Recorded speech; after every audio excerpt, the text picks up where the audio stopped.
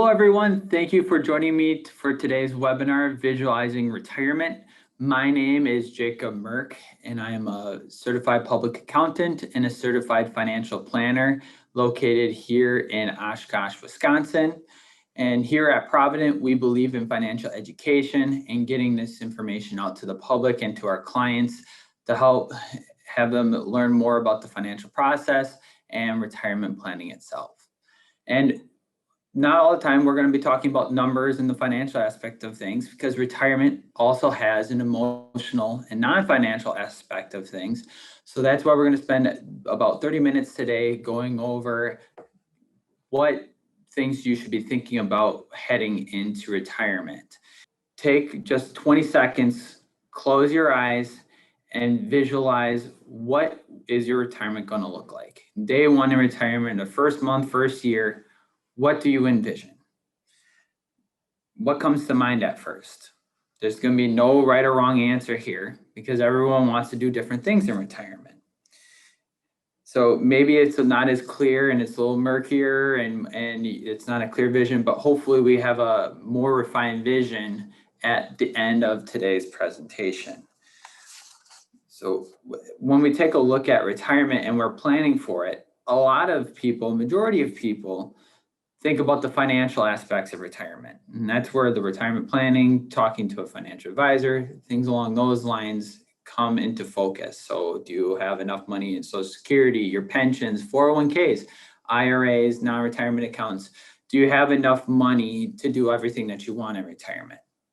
But as you can see on the other end, only a little more than a third of people think about the emotional aspects, closing their eyes and visualizing what retirement is going to look like for them.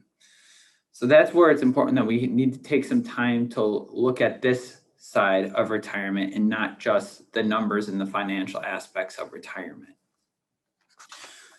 And when people think about having a retirement vision, majority of people, or 50% of people, think about what they're going to do with their spouse or partner to define what they both want their retirement to look like. Others look at trying to figure out what a purpose. Almost a third of people think of what is going to be their purpose in retirement, because for most people, while they're working, their purpose or their identity is being an accountant or a doctor, lawyer, whatever they do, a teacher, whatever they do as a profession helps define who they are. And so when we talk about a vision, it can mean a lot of different things to different people. So that when we are trying to create a vision, we want to try to create clarity, come up with a framework, and also trying to work with others to have that better clarity of that vision. So as we go through this, don't envision what you're going to do and what you're going to look like 20 years from today or 20 years into your retirement. Think about what you would like to do today, because it's going to be who you are today is pretty much going to be the person that you're going to be in retirement. You're not going to have completely different hobbies, habits, things of that nature. So if you like to garden, you're probably going to want to continue gardening in retirement. If you like to go run or do bike rides, you're probably going to be wanting to do those same things when you're in retirement. So think of things that you're doing today to help give yourself clarity, giving yourself a framework. And then once you come up with those things, maybe bounce those ideas off the ones that you care about and love the most, like your spouse, partner, significant other family members and close friends of yours, to figure out, does this make sense for what I want my retirement to look like? And so we're going to talk about the 5 W's today. That's going to be the majority of today's conversation, is the who, what, where, when, why. Who is going to be for the people who you're going to spend the most time with during retirement. What are going to be some of the activities and things you're going to be doing while you're in retirement? Where do you want to be located for the majority of your time in retirement? Is that going to be still at the place that you're at today? Or is there going to be a lot of traveling or being a snowbird somewhere else for everyone that's located here up in Wisconsin and the northern states? When the timeline leading up to when you're going to start your retirement. And then the why is, why are you retiring? And what is going to be your purpose? Again, to transition from the working years, and that may be defining people to what's going to be your purpose when you're in retirement. So let's get started with our first W, and that's the who. Who are you going to be spending the most time with in retirement? For most people, it's probably going to be their immediate family. So it's going to be your, again, the partner, spouse, significant other, maybe children, grandchildren, are going to be consuming a lot of that time, where right now it's going to be probably, when you look at it, your work week, you're spending a lot of time with your coworkers, and then also a lot of time with your immediate family. But you're now going to be spending those 8 hours a day that you may be working today with other people that you're currently not spending with time today. So they also can be extended to other people. Maybe some people are going to join a club or something along those lines, and that network of people is going to be different. So envision who you're going to be spending a lot of time with, filling up your time and days and months while you're in retirement. We also, the pandemic and social distancing has never made this more important and obvious to everyone, society in general, is that being connected and talking and being around and interacting with people is very important for people's health, and making sure that they're still doing well, both emotionally and physically, or with their health. And so that's where it's important to do that. So if people are more socially engaged, there's actually less chance, or your risk of having dementia or having a cognitive decline is lowered. And if you're interacting with people, you can have less health adverse effects if you can continue going out with people. And it's really just being able to continue to move and getting out there and interacting with people. So I know I talked about this a little bit earlier, but who do you spend the most time today? Is it family, house, people that are in your house, your friends? Probably for a lot of people, it's going to be your workers and coworkers. But that might be a little bit different for you today too, because maybe you're working remotely, and you're spending less time with your coworkers than you did when you had to spend time in the office. So think about how your network and who you're interacting the most today. But for other people, it could be some clubs, maybe like a book club or card club, doing things with with other people that you interact with. Maybe it's a lot of people within your community, because you give a lot of time back to charities, volunteer groups, neighbors. So those are just a few people that you might spend a lot of time with today. But when we look about who you're going to spend the most time with in retirement, that might look a little different. And that's, again, where you're probably not going to be spending as much time with coworkers, and you may be spending more times with people within your community, family, friends, some of these other things that you maybe wanted to spend more time with these types of people and doing more of those activities. And so that might be very different.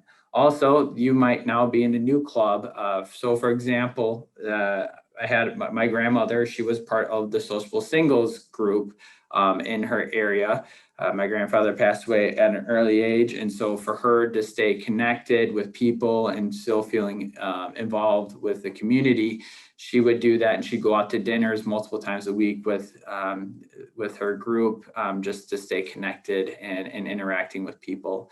So she wasn't doing that beforehand when she wasn't in retirement, but when she transitioned into retirement, she was doing more of those things and spending time with those types of people. So as we talk about who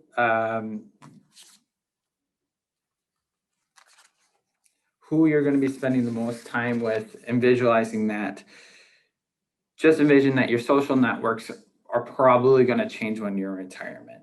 So let's try to figure out how to connect those dots between who you spend with time today and envisioning spending time with the people who you're going to spend the most time with in the first phase of retirement, and how you're going to bridge that gap to help ensure, even though the people may change, that you maintain the social and support network that you'll need in retirement.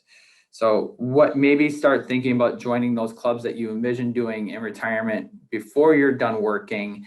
And because then it's not going to be as a dramatic change once you get into retirement, because then it's going to be a little bit more familiar to you, and it's not going to be as big of a change for you. So just think about doing some of those types of things to make that transition a little bit easier for you and help refine or add clarity to your vision. When it comes to our second W, the what, these are going to be the activities and the things you're going to be doing while you're in retirement. So taking a look at that, what people think of what they're going to do in retirement, and this should come to no shock to anyone, the number one thing that people envision is they want to travel. Unfortunately, when it comes to working, you only have limited time off and you're spending a lot of time working, so you're not able to go out and do the trips that you maybe always wanted to do. So think about it, maybe, for example, myself, I would like to go out to Australia sometime, but it takes probably at least one day of travel to go out there and then one day of travel to come back, by not doing anything else and not doing any sightseeing. So it's going to take more time. You're probably going to want to spend more time out there. So while you're working, that might not be as achievable as you are in retirement. Some other things is that majority of people want to spend more time with family and friends. Other people want to pursue more time doing the things that they love doing. So again, going back to the gardening, playing cards, going out on the golf course, whatever it may be, you want to do more of the things that you like to do, which just makes sense. And some of you may think this is crazy, but there's people that enjoy doing what they do for work. So some people want to continue doing what they're doing right now for work into retirement, and that's a part of their vision. So again, this is going to be very different depending on what you want to do in retirement. And for most people in the first phase of retirement, people that retire before the age of 65 or at 65, this is how a lot of people are spending their time. 4 hours is spent watching TV. A little over 2 hours is spent improving their home, whether that's cutting the grass, making improvements, maybe putting in new light fixtures or doing some projects on that honey-do list. They're spending time doing on that. Some people are working a little bit on the side to maybe earn a little bit more money to pay for the necessities, or maybe even just having more of a fund bank so that they have they can maybe do more vacations in a year, or do a little bit more things, maybe do a little bit more time golfing. Instead of golfing once a week, they go golfing twice a week because they work. And I know this would be something that my wife would do more in retirement, is she's going to be spending more time shopping and doing online shopping and things that she likes to do there. So that's where how a lot of people have spent time doing. But some other things that are not listed on the slide, 40 minutes is spent just relaxing. So I know when I get home from work, I like to just spend 15 minutes just sitting on the couch, decompressing from work, watching a little bit of TV or something on the internet, just to transition before I'm going to do whatever I'm going to do when I get home after I'm done working. Other people spend time reading. 30 minutes is spent on the computer, 20 minutes spending exercising. So just some of the things, just listing some activities that people do while they're in retirement. So again, let's go back to, what do you do now? How is your time allocated during the weekends and during the work weeks today? Obviously, for many people, if you're working now, a lot of that time is spent at work. But what do you do for leisure, fun activities? What responsibilities do you have right now? Do you do a lot of time exercising or some other physical activities? Are you traveling quite a bit? Are you spending a lot of time on educational activities? So doing maybe continuing education, or you're wanting to learn about how to knit and sew, so you're spending more time trying to learn how to do that. Are you spending a lot of time with your kids, or are you having to spend more time with your parents, helping them around the house and things of that nature? So also think about how much time you're spending with other people or helping supporting them, and how much time do you like to spend with your pets if you do have any pets. I know a lot of people that have their pets, it's like a second child to them. So think about how much time you're spending with all those different activities and with those different people and even animals. And then we transition into how do you want to spend your time in retirement? And so that might be very different. Again, I know we keep hammering on this work thing, but that's 8 hours for most people that you're now going to have to allocate to doing something else. So is that going to be spent more time in doing those fun things, or are you going to have to pick up more responsibilities with having to maybe help your kids, and maybe your kids are starting to have grandchildren, so maybe you want to spend time with your grandchildren and helping your kids out with daycare or something along those lines? Or if your parents are still around, are you needing to step in and helping them do their day-to-day activities, or helping them go from different appointments, things of that nature? So think about some of those responsibilities that you might have while you're in retirement, and maybe not just those fun things that are, again, they're fun, so they're something that you want to spend time thinking about, but also think about some responsibilities that you may have in the future years as well. And what activities will you pursue in order to have a vibrant retirement? And again, this is going to be very different to everyone. So for example, for me, I like to go out run. I like biking, things of that nature. And other people think that's the last thing that they want to do in retirement. They think that going out for a run sounds like torture, and that's not something that they would like to go do. So what is going to excite you in retirement is going to be different from person to person. So think about what brings most joy to you in life, and make sure you're spending time doing that every week or from time to time, and enjoy what you've been working for over the last 10, 20, 30, 40 years, because you've worked hard for this. So you have to make sure that you're spending time on some of those fun things in retirement, because then if you're not doing any of that, then it might be all for nothing that you've worked this hard to retire, and then you're not enjoying it. So make sure you're doing those types of things. So again, steps that you can take today to help plan for the activities and responsibilities that you might have in retirement. Consider how much more time you'll have to fill without the routine of work. What changes in your day, week, month, year can make you today so that you can spend more of your time in retirement doing what you want to do. The steps could be major or minor, but you should be doing those types of things to help build your vision. So just start tackling some of those things today, again, because it's going to be easier if you start doing them now rather than waiting until retirement. So that transition is going to be a little bit easier for you. Going to our third W, the where. This is going to be the places that you're going to be either traveling to, you're going to be living, you want to go visit. So these are the places that you're going to be spending time in your retirement. So as we go look at some of the statistics of the where for people, 71% want to be figuring out what affordable costs, and how is it going to be more, it's not going to be as cost prohibitive to live in a certain area. So for example, here in the Fox Valley region, it's been known as being not as expensive as a lot of other areas in our country. So compare Oshkosh, Wisconsin to even Milwaukee, Chicago, or even out to New York or San Francisco. It's much more affordable to live here and in the Fox Valley than those types of areas. But if you've always wanted to go living in those big cities that cost a little bit more, those are some of the things that you need to think about before deciding to live there. A lot of other people don't really like the winter months here in Wisconsin, so they want to have better weather down in the winter, so they're going to plan on going maybe to Florida, Arizona, Texas, some of those areas in order to have a better lifestyle in retirement. And again, doesn't come to a surprise probably to anyone, but over 50% of people spend or choose where they want to live in retirement because they want to be by their friends and family.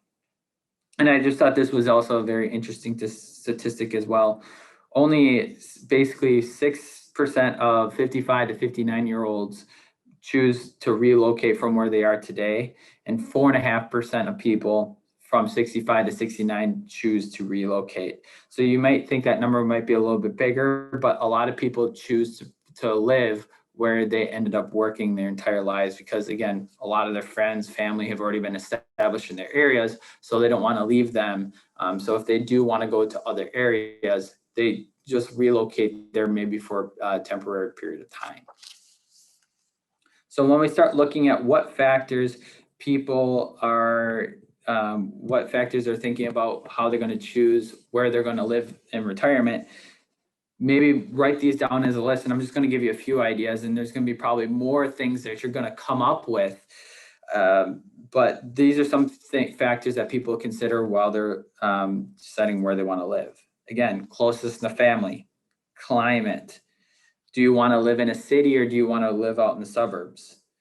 Access to resources. So proximity to restaurants, movie theaters, parks, things of that nature, lakes, if you like being out on the lake, proximity to being near water, what the cost of living is it a high or low crime rate area, access to good healthcare, and healthcare becomes more important as you get older, because unfortunately more health things tend to pop up, and so having access to good healthcare is important, and also being able to be relaxed and being in a peaceful area is also really important to people as well. So just think about some of those things, and this is not an all-inclusive list. There's going to be other things that you're going to be thinking of that are important factors to you, but maybe just list them all down and then put a number right next to it and saying, okay, from lowest number to highest number, lowest number being most important to you, and the highest number being least important, what's important to you, and then coming up with that list of, do you want to stay where you are today, or is it more important to you to go somewhere else than where you're currently living today? So as we're considering and thinking about steps that you can take,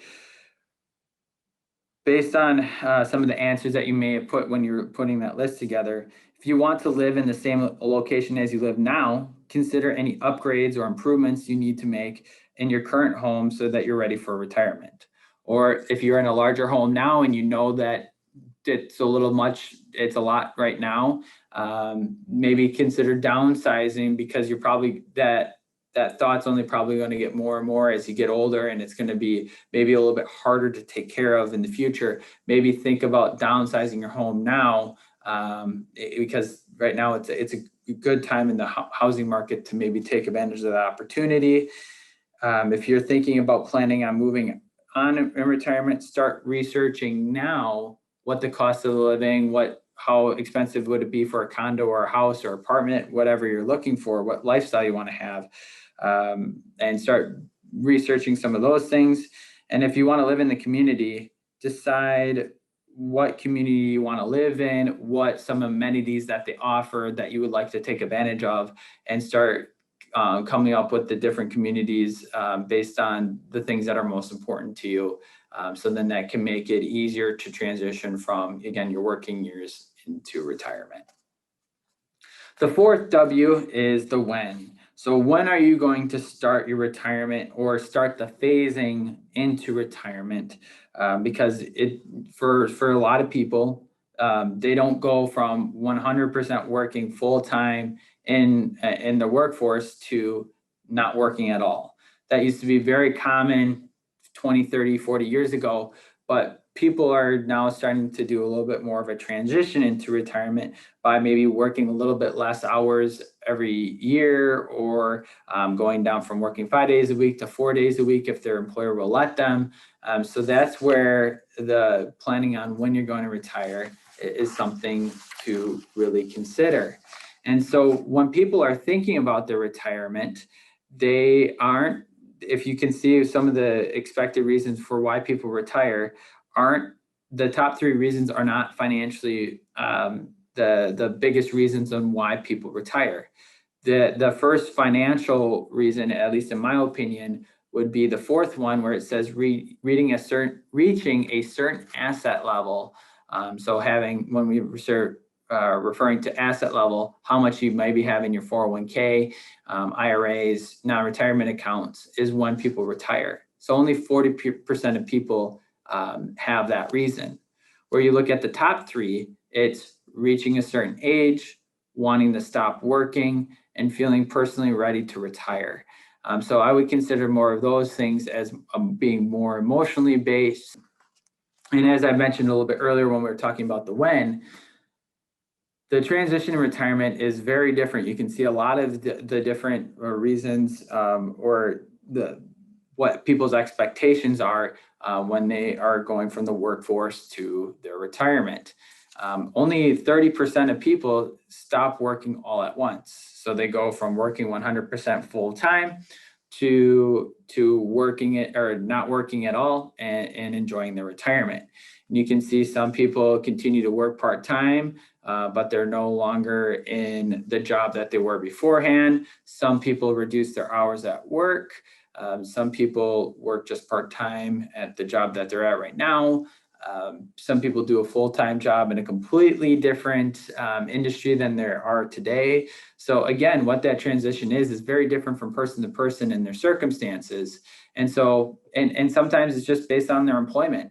Maybe that your employer would not allow you to go part-time.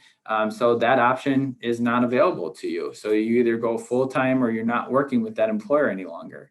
But as people are companies and employers right now are looking for people to stay working, and they're struggling and trying to finding positions in this current environment that we're in right now, you might be surprised at how much your employer would work with you to keep you on board as you're phasing into retirement. It never hurts to ask the question if you're thinking about doing this. And figuring out what options you have if you don't want to go from stop working altogether and then going into retirement. And some of the primary reasons that you that may influence your timing, again, your financial readiness, your satisfaction. Do you like working at your job or do you not like it at all? So if you don't like working, obviously, you're going to want to retire sooner rather than later. But if you like doing what you're doing, that might extend it you might decide to work a few more years, and you might work a little bit longer than a person that hates or doesn't like their job. Desire to keep him busy. Some people are just busybodies and they can't imagine just sitting at home or being at home more often. So they want to work a little bit longer. What's your healthcare needs personally? Maybe with your spouse or your partner, or again, other family members like your parents or your children. And then also another thing is, what's your emotional readiness? You might be completely satisfied with your job and stop working there. You might be financially ready, you're healthy, but just for some reason, you're just not emotionally ready to do this. So think about that and give yourself some ideas on what would it take for you to be emotionally ready to finally stop working. So those are some of the things to think about on deciding when you would like to retire. And so if your motivation at this point has been purely financial, are there other factors that you should consider to account for in retirement, like a desire to remain busy or focus on improving your health so you can live a more productive and meaningful life? So again, it's all going to be based on what you find most important to yourself. So think about those things before you decide on when you would like to retirement. Now that we got the 4 of the 5 W's down, let's tackle the last one in the why. And this is going to be your sense of purpose in retirement. What's going to be the backbone of it? In other words, what's going to bring you the most fulfillment and joy and purpose, and what's going to help you get out of bed in the morning? So when we take a look at this and why this is so important of figuring out the why, is that there was a study done by 1,000 people that said they had greater purpose. and 2 times more likely to remain Alzheimer's and dementia free. They're less likely to develop disabilities and die at an earlier age, and they're less likely to develop mild cognitive impairment. So these are things that I know that everyone strives to have. So if you come up with your purpose and help keep yourself active and engaged and socially engaged with your family members, friends, community, it's really going to help your health as well. So that's where, when we take a look at the why, what provides you with the most fulfillment or meaning in your life today? Some of those answers might be success in your job, being able to spend time with your family members, whether that's your, again, spouse, partner, significant other, kids, parents, staying healthy, going out and traveling, doing your hobbies, being involved with your religious group, being involved with your community, with your neighborhood. So again, what provides purpose and fulfillment to you is different from person to person. So think about what brings you the most joy in life and what helps you get out of bed in the morning. So some steps that you can take today is, what are some items that you can start your path on a more meaningful and fulfilling retirement? Is it simply just sharing your ideas and plans with family members? Is it researching volunteering opportunities? Or is it trying to come down and writing down a bucket list of things that you would like to go see and travel? Or do you want to give back to more of your community and be on a board or be heavily involved within a charity and an organization in your area? So when we think about some actions to consider to help define this retirement for you, is continue to think about this and make that picture a little bit more refined, less blurry every single day or every month or every year, depending on how long you have until retirement. Talk to people that you care about and with your family and friends, and work with them, and they're your support team that's going to help you get to these goals. And it's not just going to be a smooth, easy path, because there's going to be hiccups along the way and there's going to be bumps down the road. So just don't let that derail you, and help start thinking about this emotional side of retirement, because there's a good chance that you've already thought about it financially. So don't forget about that, because that's very important to make sure that you have a successful retirement. And I just have this quick story that I thought was impactful, and that it just shows that a lot of people do struggle with this transition.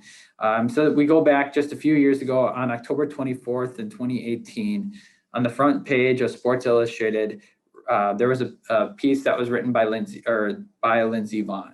She, if you don't know about her, she was a very successful U.S. Olympic skier. She was probably one of the most accomplished American skiers in history. And she wrote an open letter about her retirement to her fans. And it was titled, "How I'm Processing a Life Without Skiing." The use of that word, processing, was intentional. Retirement for millions of people isn't just a flip of a switch one day and all of a sudden you walk through the door into a new life. Processing depicts sorrow. Processing reflects someone who is working through a massive amount of emotion.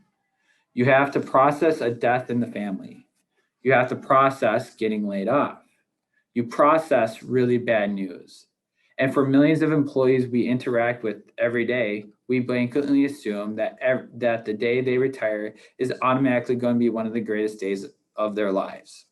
And yet, for millions of Americans, it's anything but the greatest day. The opening line was, "Announcing my retirement has been the most difficult reality I've ever faced." And mind you, this is coming from someone who has suffered, in her words, 2 ACL reconstructions, an MCL dislocation, multiple meniscal repairs, 4 tibial plateau fractures, a spiral fracture of her humerus with plates and 18 screws, a broken ankle, broken fingers, and many concussions. But retirement was more difficult reality than any of that. She asked, "What am I without skiing, and who am I?" The truth is, you don't have to have won 82 World Cup races to have the same thought. You don't have to have you don't have to be the top neurosurgeon, top lawyer, top anything, any job that you're doing today. You don't have to be the best at it in the country to have that same reaction that Lindsey Vonn had a few months ago. So just ask any dedicated police officer, bricklayer, or teacher, someone who lived and breathed their profession for their entire adult life. And they'll tell you that finding a purpose in retirement is a lot easier than it sounds. Lindsey Vonn doesn't need the money. Lindsey Vonn needs a post-skiing vision. So I just wanted to share that with you that yes, it may be difficult as you're trying to think about some of doing these exercises and giving you the purpose of what you're going to do in retirement and what's going to help you get through maybe those days of your stop working and your transition retirement. It's not just all going to be sunshine and rainbows. So really think about these types of things. And some people have just an easier transition in retirement. Some people have no problems with this, and others, like Lindsey Vonn, do have that they have issues on that transition. So if you do find yourself in that position, you're not alone, and work with your network, whether it's with professionals or family members, friends, to help you get through those things. So as I wrap up today's presentation, I just would like to thank you for spending time with me today, on not just learning about the financial side of retirement, but thinking about the purpose and the emotional side of things. So again, thank you for taking time out of your day. We look forward to seeing you next week for our next webinar, and we hope you have a very good rest of your day. Thank you.